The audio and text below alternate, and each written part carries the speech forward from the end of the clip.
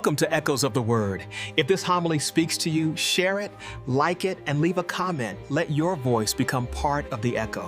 സഹോദരീ സഹോദരന്മാരെ, നമ്മുടെ പിതാവായ ദൈവത്തിൽ നിന്നും കർത്താവായ യേശുക്രിസ്തുവിൽ നിന്നും നിങ്ങൾക്ക് കൃപയും സമാധാനവും നിറഞ്ഞു നിൽക്കട്ടെ.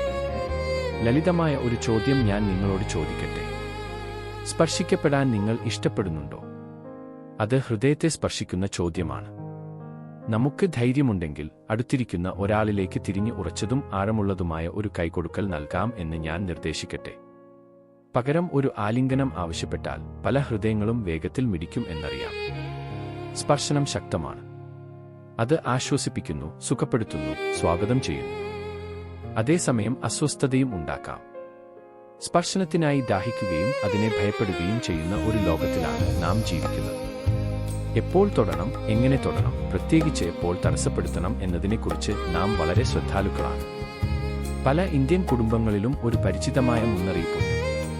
പരീക്ഷയ്ക്കോ അഭിമുഖത്തിനോ യാത്രയ്ക്കോ വേണ്ടി ആരെങ്കിലും പുറപ്പെടുമ്പോൾ അവരെ തിരികെ വിളിക്കരുത്, തടസ്സപ്പെടുത്തരുത്. അവരുടെ ജോലി നശിപ്പിക്കരുത് എന്ന് മൂപ്പന്മാർ പറയാറുണ്ട്. വിളിച്ചാൽ തന്നെ അവരെ തിരികെ അകത്തേക്ക് വരുത്തി ഒരു നിമിഷം ഇരുത്തി പിന്നെ വീണ്ടും പോകാൻ അനുവദിക്കുക, യാത്ര പുനരാരംഭിക്കുന്നത് പോലെ. ഈ ആചാരത്തിന് പിന്നിൽ ഒരു ആഴമേറിയ ഭയമുണ്ട്. ആ തടസ്സം എല്ലാം നഷ്ടപ്പെടുത്തുമോ എന്ന ഭയം. ഇന്നത്തെ സുവിശേഷം തടസ്സങ്ങൾ നിറഞ്ഞതാണ്, അതേസമയം കൃപയാൽ നിറഞ്ഞതുമാണ്. അടിയന്തിരമായി ഒരു കാര്യം ചെയ്യാൻ യേശു പോകുകയാണ്. സിനഗോഗിന്റെ നേതാവായ യായിരസ് അവന്റെ കാൽക്കൽ വീഴുന്നു. എന്റെ ചെറിയ മകൾ മരണത്തോടൊടുക്കുകയാണ്. ദയവായി വന്ന് അവളുടെ മേൽ കൈവയ്ക്കണമേ, അവൾ ജീവിക്കും. യേശു അവനോടൊപ്പം പോകുന്നു. ഇത് ഗൗരവമുള്ളതാണ്, ജീവനും മരണവും തമ്മിലുള്ളത്. ആരും തടസ്സപ്പെടുത്തരുത് എന്നാണ് നമ്മുടെ പ്രതീക്ഷ. എന്നാൽ ആരോ തടസ്സപ്പെടുത്തുന്നു. ആൾക്കൂട്ടത്തിൽ 12 വർഷമായി രക്തസ്രാവം അനുഭവിക്കുന്ന ഒരു സ്ത്രീയുണ്ട്. 12 വർഷത്തെ ബലഹീനത, നാണക്കേട്, അസ്പൃശ്യത. അവൾ എല്ലാം ചെലവഴിച്ചു, എന്നിട്ടും കൂടുതൽ വഷളായി. നിശബ്ദമായി അവൾ സ്വയം പറയുന്നു, അവന്റെ വസ്ത്രത്തിന്റെ അരികിൽ തൊട്ടാൽ മതി, ഞാൻ സുഖം പ്രാപിക്കും. അവൾ സംസാരിക്കാൻ ധൈര്യപ്പെടുന്നില്ല, ചോദിക്കാൻ ധൈര്യപ്പെടുന്നില്ല. അവൾ കൈ നീട്ടി അവന്റെ വസ്ത്രത്തിന്റെ അരിക് തൊടുന്നു. ഉടനെ അവൾക്ക് ശരീരത്തിൽ ജീവൻ തിരിച്ചുവരുന്നത് അനുഭവപ്പെടുന്നു. യേശു നിർത്തുന്നു. അവൻ തടസ്സത്തെ അനുവദിക്കുന്നു. ആരാണ് എന്നെ തൊട്ടത്? ശിഷ്യന്മാർ അമ്പരക്കുന്നു. ജനക്കൂട്ടം നിങ്ങളെ തള്ളിക്കൊണ്ടിരിക്കുകയാണ്, എന്നിട്ടും ആരാണ് എന്നെ തൊട്ടത് എന്നോ? എന്നാൽ യേശുവിന് അറിയാം ജനക്കൂട്ടത്തിന്റെ സമ്മർദ്ദവും വിശ്വാസത്തിന്റെ സ്പർശവും തമ്മിലുള്ള വ്യത്യാസം. സ്ത്രീ വിറച്ചുകൊണ്ട് മുന്നോട്ട് വരും. അവൾ എല്ലാം അവനോട് തുറന്നു പറയുന്നു. യേശു അവളോട് പറയുന്നു, മകളെ, സ്ത്രീയല്ല, അശുദ്ധരല്ല മകളെ, നിന്റെ വിശ്വാസം നിന്നെ സുഖപ്പെടുത്തിയിരിക്കുന്നു. സമാധാനത്തോടെ പോകും. ആ നിമിഷം അവൻ അവളുടെ ശരീരത്തെക്കാൾ കൂടുതൽ സുഖപ്പെടുത്തുന്നു. അവളുടെ പേര്, അന്തസ്, സ്ഥാനം എല്ലാം പുനഃസ്ഥാപിക്കുന്നു. മദർ തെരേസ ഒരിക്കൽ പറഞ്ഞു, ഏകാന്തതയും വേണ്ടാത്തവളാണെന്ന തോന്നലുമാണ് ഏറ്റവും വലിയ ദാരിദ്ര്യം.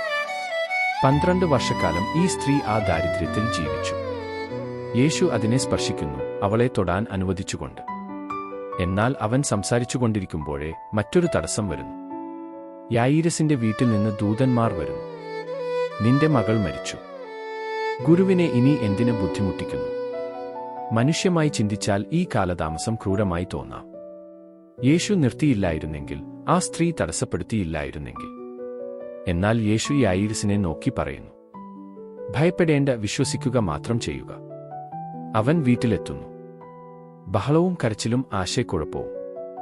അവൻ എല്ലാവരെയും പുറത്താക്കുന്നു. പിന്നെ മറ്റൊരു സ്പർശനം. അവൻ കുട്ടിയുടെ കൈ പിടിക്കുന്നു. അവരുടെ സംസ്കാരപ്രകാരം അത് അവനെ അശുദ്ധനാക്കും. എന്നാൽ വിശുദ്ധി മരണത്തെക്കാൾ ശക്തമാണ്. തലീത്ത കൂം, ഈ കൊച്ചു പെൺകുട്ടി, ഞാൻ നിന്നോട് പറയുന്നു, എഴുന്നേൽക്ക്. അവൾ എഴുന്നേറ്റു. ജീവൻ തിരിച്ചുവരുന്നു. ആർദ്രമായ, മാനുഷ്യമായ ഒരു വിശദാംശം. അവൾക്ക് എന്തെങ്കിലും കഴിക്കാൻ കൊടുക്കുക. ചെറിയ സാധാരണ കാര്യങ്ങളിൽ സ്നേഹം എപ്പോഴും തുടരും. 2 സ്പർശനങ്ങൾ. ഒന്ന് മറഞ്ഞിരിക്കുന്നത്, ഒന്ന് പരസ്യമായത്. ഒരു സ്ത്രീ യേശുവിനെ സമീപിക്കുന്നു, ഒരു കുട്ടിയെ യേശു സമീപിക്കുന്നു. ഒരാൾ ജനക്കൂട്ടത്തിൽ സുഖം പ്രാപിക്കുന്നു, മറ്റൊരാൾ ശാന്തമായ മുറിയിൽ ഉയിർപ്പിക്കപ്പെടുന്നു. രണ്ടിലും അവന്റെ സ്പർശനം അശുദ്ധിയെയും മരണത്തെയും മറികടക്കുന്നു. നാം തടസ്സങ്ങളെ ഭയപ്പെടുന്നു. ഒരു കാലതാമസം, ഒരു തെറ്റായ നിമിഷം, ഒരു അസ്വസ്ഥത എല്ലാം നശിപ്പിക്കുമെന്ന് നാം ഭയക്കുന്നു. എന്നാൽ സുവിശേഷത്തിൽ തടസ്സം കൃപയായി മാറും. കാലതാമസം രോഗശാന്തിയായി മാറും. ദുർവാർത്ത പോലും ആഴത്തിലുള്ള വിശ്വാസമായി മാറും. നമുക്ക് ഇതിനർത്ഥം ചില തടസ്സങ്ങൾ ദൈവത്തിൽ നിന്നുള്ള ക്ഷണമായിരിക്കാം. ചില കാലതാമസങ്ങൾ ക്രിസ്തു നമ്മിലൂടെ ആരെയെങ്കിലും സ്പർശിക്കാൻ ആഗ്രഹിക്കുന്ന സ്ഥലമായിരിക്കാം. ചില തകർന്ന പദ്ധതികൾ യേശു ഏറ്റവും അടുത്ത് നടക്കുന്ന വഴിയായിരിക്കാം. യേശു തടയപ്പെടാൻ ഭയപ്പെടുന്നില്ല. അശുദ്ധരെ തൊടാൻ ഭയപ്പെടുന്നില്ല. മരിച്ചതായി തോന്നുന്നവരെ തൊടാൻ ഭയപ്പെടുന്നില്ല. അവന്റെ സ്പർശനം നിർഭാഗ്യം കൊണ്ടുവരുന്നില്ല, അത് ജീവൻ നൽകും. ഇന്നും അവൻ നമ്മെ സ്പർശിക്കുന്നു. സ്നാനത്തിലൂടെ, കുമ്പസാരത്തിലൂടെ, യൂക്കറിസ്തിലൂടെ, രോഗികളുടെ അഭിഷേകത്തിലൂടെ. നമ്മുടെ കൈകളിലൂടെ മറ്റുള്ളവരെ സ്പർശിക്കാൻ അവൻ ആഗ്രഹിക്കുന്നു. ഇന്നത്തെ തൊടാൻ കൂടാത്തവർ നമ്മൾ വിചാരിക്കുന്നതിനേക്കാൾ അടുത്തായിരിക്കാം. ആസക്തർ, വൃദ്ധർ, ഏകാന്തരായവർ, സപ്തങ്ങളുടേതല്ലെന്ന് കരുതുന്ന പാപികൾ. യായിരസിനെ പോലുള്ളവരുമുണ്ട്. ഒരു കാലത്ത് ശക്തമായ വിശ്വാസമുണ്ടായിരുന്നു, ഇപ്പോൾ നഷ്ടവും കാലതാമസവും കൊണ്ട് ഉലഞ്ഞുപോയത്. രണ്ടുപേരോടും യേശു പറയുന്നു, മകളെ, നിന്റെ വിശ്വാസം നിന്നെ സുഖപ്പെടുത്തിയിരിക്കുന്നു. ഭയപ്പെടേണ്ട, വിശ്വസിക്കുക മാത്രം ചെയ്യുക. അതിനാൽ ഇന്ന് നിങ്ങളുടെ പദ്ധതികൾ തടസ്സപ്പെടുമ്പോൾ താൽക്കാലികമായി നിർത്തുക. ചോദിക്കുക, ഇതൊരു അസ്വസ്ഥതയാണോ അതോ ഒരു ക്ഷണമാണോ?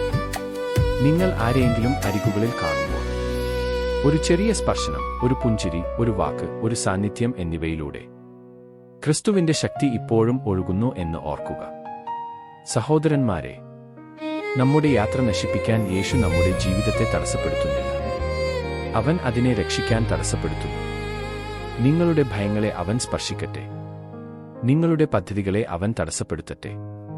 പിന്നെ മറ്റുള്ളവർക്കായി അവന്റെ കൈകളായിരിക്കുക. അങ്ങനെ ഒരിക്കൽ കൂടി നമ്മിലൂടെ അവൻ ഇങ്ങനെ പറയാൻ കഴിയും, മകളെ, നിന്റെ വിശ്വാസം നിന്നെ സുഖപ്പെടുത്തിയിരിക്കുന്നു. കുഞ്ഞേ, എഴുന്നേൽക്കൂ. ഭയപ്പെടേണ്ട, വിശ്വസിക്കുക മാത്രം ചെയ്യുക. ആമേൻ.